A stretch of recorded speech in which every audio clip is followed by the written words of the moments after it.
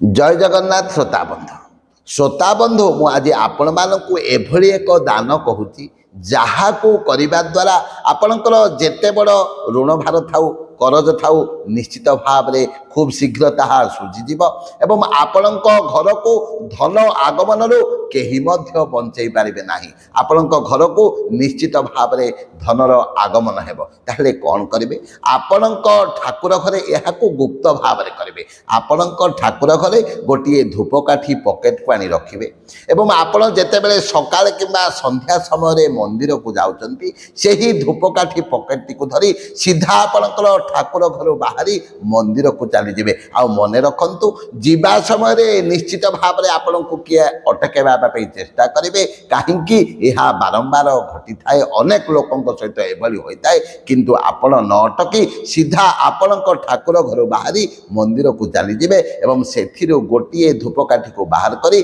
आपणकर इष्ट देवी को स्मरण करी सही मंदिर रे लगेदेवे एवं बाकी तक सही मंदिर रे रखिदे चली आसिबे। एभली जदि लगातार 7 दिन करेंगे आपण जेते बड़ करजरे बुड़ीकी रही था यथाशीघ्र आपणकर सुझीजीव। जय जगन्नाथ।